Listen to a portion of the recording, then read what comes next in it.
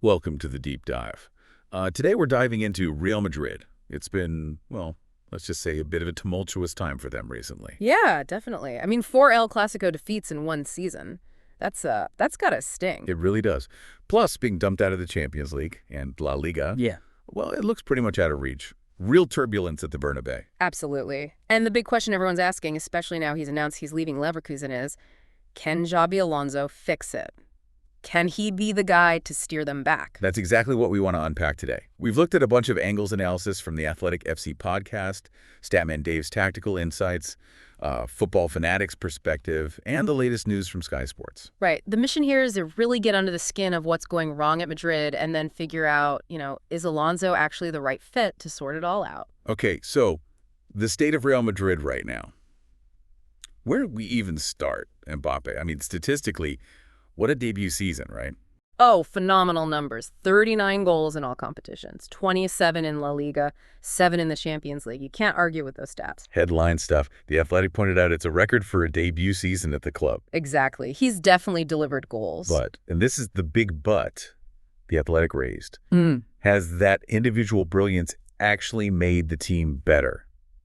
It feels like something's missing structurally. That's the crux of it. Barcelona, for instance, seem much more like a cohesive unit. The Athletic's La Liga expert really broke that down. Real Madrid have these amazing individuals, obviously, but Barca look more connected, tactically integrated. And that defensive record against them tells a story, conceding 16 goals to Barca in one season. 16, yeah, that's a new and frankly alarming record. It really screams structural problems at the back. And you see the knock-on effects further forward too, don't you? Bellingham, Vinicius Jr., their numbers seem down compared to what we'd expect. Yeah, the Athletics correspondent touched on that. It's like maybe integrating Mbappe, despite all his goals, has slightly disrupted the flow for the other attackers. It's a tricky balance. The very complex dynamic. And then the defense. It sounds like an injury nightmare back there. Oh, it's been brutal. Militao, Carvajal out for spells, Nacho leaving and not really being replaced, Rudiger also missing time. It's almost a crisis, isn't it? Especially in central defense. The Athletic panel really hammered that home. The lack of depth there has been badly exposed time and time again. Makes it tough against any good attack, let alone Barcelona's. And all this heat, understandably, landed on Carlo Ancelotti. 4 Clasico losses, the Champions League exit to Arsenal. It felt inevitable, didn't it? It did. The criticism started building, especially after that first leg Clasico defeat back in October, according to the Athletic's timeline. The Champions League exit pretty much sealed it. And now Sky Sports News confirming he's off to Brazil at the end of May. Yep, that's official. And Sky Germany, via Sky Sports, are saying Alonso is expected to be in place before the Club World Cup later this year. Right, so Ancelotti out, Alonso potentially in. Let's pivot to Alonso then. What he did at Bayer Leverkusen. I mean, ending Bayern Munich's decade of dominance. That's huge. Absolutely seismic. The Athletic's Bundesliga expert called it his biggest achievement, proving Bayern can be beaten, showing there's a way. And they didn't just grind out results, did they? The football was actually exciting, really distinctive. Exactly. The Athletic really emphasized how watchable they became. Innovative attacking patterns. Statman Dave described the tactics as this fascinating mix, didn't he? Yeah, like Klopp's pressing, Guardiola's passing game, and this relationalism thing. Yeah, relationalism, more fluid, player-driven interactions, less rigid positioning. It's an interesting blend. And he got so much out of individual players, too. Wirtz is suddenly looking like maybe the best young player in Europe. Grimaldo's career totally revitalized. Even Granit Xhaka transformed into this elite number 6. It's impressive how he lifted the whole squad. The Athletic specifically mentioned Wirtz and Grimaldo. Statman Dave dug into Xhaka's role, the passing, controlling the game. And remember, Leverkusen aren't traditionally one of the giants. Not like Bayern or Dortmund. Right, yet he takes them to an invincible Bundesliga season. First time ever. It's just incredible. It really highlights the scale of it. The Athletic stressed that point they didn't have the resources or history, but they became this, well, unstoppable force under him. Football Fanatic was celebrating that undefeated season too, obviously. A massive feat. And you get the sense the Bundesliga world sees him as, like, one of their greats already, player and coach. Yeah, the Athletic mentioned that. He's achieved legendary status there pretty quickly in his coaching career. Plus, they got to the Europa League final as well, showed they could compete continentally. Exactly. That run proved it wasn't just domestic form, as Football Fanatic pointed out. And then there's this Yabby time thing, the comebacks. It's crazy. Isn't it just Football Fanatic really went deep on this? 11 wins from 15 games where they were behind, something like 17 goals after the 90th minute, 34 after the 80th. That's insane resilience. Yeah. Never giving up. It's a defining trait of his team.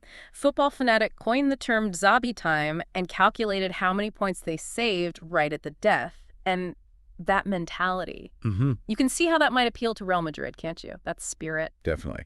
So, okay, the big one. Is he ready for Real Madrid? It feels like such a massive jump. It's a huge leap. The athletic panel debated this exact point.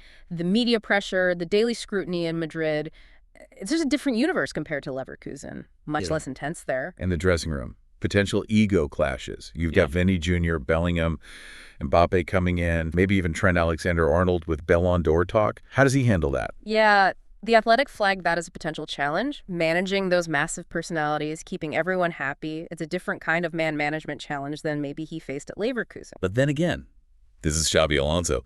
He's been in those dressing rooms. Real Madrid, Liverpool, Bayern Munich. He knows that world inside out. That's his ace card, perhaps? The Athletic noted that experience. He understands the pressure, the dynamics of an elite club from the inside. Yeah. He won't be intimidated. And you have to remember, Leverkusen took a punt on him, didn't they? No senior coaching experience before that.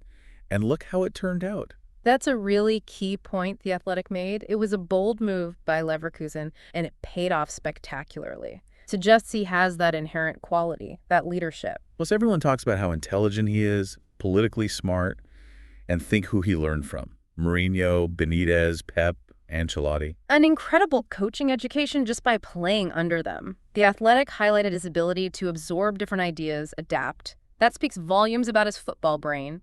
And he already knows Florentino Perez from his playing days. Yeah. That relationship must count for something. You'd think so. Having that existing connection, that respect with the president, they could definitely smooth things over, as the Athletic suggested. Also, the way Leverkusen let him go, it felt quite smooth, didn't it? Almost like there was an understanding. Yeah, the Athletic hinted at that too. Maybe some kind of gentleman's agreement, facilitated by his Madrid past. It didn't seem like a messy departure. Okay, tactics.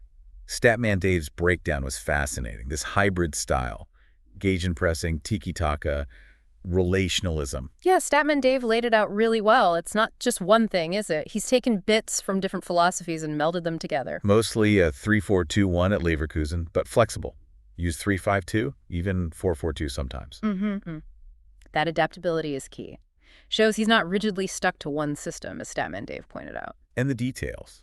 Keep her comfortable on the ball, but not necessarily a pure sweeper keeper. The back three with that mix of a solid center and more adventurous outside center backs. Right. Statman Dave described how one of those outside center backs almost becomes like a fullback in attack, pushing wide. And the wing backs. Absolutely vital. Often very attacking on one side, maybe more balanced on the other. Exactly. Statman Dave really emphasized their importance, the different profiles he used on the right versus the left in the Leverkusen setup. Crucial for width and progression. Then the midfield double pivot, a controller and an engine. And ahead of them, the two attacking midfielders, playmaker on the left, second striker type on the right, typically. Yep. Statman Dave mapped that out clearly. The balance in the pivot, and then those distinct creative roles for forward. He used different types of strikers, too. Target man sometimes, mobile forwards others. So how does this potentially map onto Real Madrid? Statman Dave had some interesting ideas, especially with the Trent Alexander-Arnold rumors. Yeah, that was intriguing, how he might adapt it. If Trent comes in as a super attacking right wing back, Statman Dave suggested maybe you flip the Leverkusen model, put the main attacking thrust down Madrid's right. So defensively, maybe a 5-2-2-1 for pressing, shifting to a 4-4-2 when they drop off. Statman Dave outlined those possibilities. Compactness for the press, maybe a bit more structure in the 4-4-2. But those wingbacks, Trent, maybe Rodrigo or Fran Garcia on the left, they'd be absolutely key in attack. And the pivot. Statman Dave floated Valverde and Camavinga. Or maybe Bellingham dropping into one of those spots. Yeah, Valverde and Camavinga look like a potentially perfect pairing for that high-energy pivot. Or, as Statman Dave suggested, maybe Bellingham plays deeper, almost like an advanced number 8, driving forward from there. And the front three. Statman Dave's vision was Vinny Jr. inside left, Bellingham maybe as a right-sided playmaker, Mbappe central number 9. Wow. Yeah, that's pretty scary on paper, isn't it? The pace, the intelligence, the finishing power, if Alonso can get that clicking. Football Fanatic brought up some interesting history, too. Real Madrid often bounced back hard after trophyless seasons, right? Apart from that patch in the mid-2000s. Yeah, Football Fanatic made that point well. It's rare for them to stay down for long. They usually respond. And the comparison was drawn to that 2013-14 season, then the trophyless year, which led to Benitez and then Zidane. That's the parallel Football Fanatic highlighted. Zidane coming in, club legend, limited top-level experience at the time. Very similar vibes to Alonso now. And look what Zidane did. 3 Champions Leagues in a row. Now Alonso arrives, also a club legend, but with a Major League title already won at Leverkusen. Exactly. As Football Fanatic pointed out, Alonso actually has more coaching silverware now than Zidane did when he took over, plus that deep understanding of the club culture. Which Zidane also had, Yeah. and Football Fanatic stressed how important that was. Knowing the Madridismo, the values. That connection, that understanding of what Real Madrid is, it's invaluable. Alonso gets it. And that Leverkusen mentality, the Xabi time, the comebacks, it feels very Real Madrid, doesn't it? That spirit. Absolutely. A Football Fanatic made that link explicitly. That resilience, that refusal to lose, it aligns perfectly with Madrid's historic identity. Yeah, that would make sense, wouldn't it? Bringing in players he knows, who fit his system, especially in such a key position. But let's be real, it's not all sunshine and roses. The expectations are massive. The Athletic said patience isn't really a word used much at the Bernabeu. That's putting it mildly. The pressure for instant success, for trophies now, is immense. Alonso will feel that from day one. And he might be taking over just before the Club World Cup. Talk about hitting the ground running. With a squad not really built for his specific system. Yeah, The Athletic noted that timing challenge. Integrating ideas quickly, adapting to players who are recruited for a different style. It's tough. Plus, the Bernabeu rebuild. Could that limit transfer funds? The Athletic raised that possibility. Financial constraints are always a factor, especially with a big stadium project ongoing. It might mean he can't just buy his way to success immediately. And La Liga. Barcelona will be strong again. He needs to challenge straight away. No betting-in period allowed, really. The demand will be to win the league title back immediately. Then there's the leadership question. Kroos gone, Benzema gone, Modric's future. Uncertain. Who steps up? That's a big challenge The Athletic identified. Losing that experience, that winning core, Alonso needs to find or cultivate new leaders quickly. The Athletic mentioned potential targets, Trent. Maybe a left back, center backs, a creative midfielder. But it all depends on who leaves and how much money is available. Right. Squad building will be key, but likely constrained. Strategic moves rather than a complete overhaul, probably. And Modric. It's delicate, isn't it? Keeping that link to the past, that DNA, while moving into a new era. A very tricky balancing act. Respecting the legends while building for the future under his own philosophy. And finally, that Sky Sports report. Basically confirming the expectation. Alonso in before the Club World Cup. Ancelotti definitely off to Brazil. Yeah, seems like the final piece of confirmation. The timeline looks set. So, wrapping it up. Real Madrid are at a definite turning point. Alonso comes in with this huge reputation from Leverkusen, exciting tactics, proven success. The arguments for him are strong. The tactics, the high-level playing experience, understanding the club, that winning mentality he builds. But the challenges are just as significant. The insane pressure, managing egos, adapting the system, maybe limited funds. Exactly. Huge potential, but also significant hurdles. It's a fascinating appointment, if and when it happens. So here's something for you listening to chew on. Considering everything, the history, Alonso's proven ability, the tactical shifts, the unique demands of Real Madrid, what do you think is the single biggest factor that will decide if he sinks or swims at the Bernabeu? It's going to be absolutely captivating to watch unfold. Thanks for joining us for this deep dive.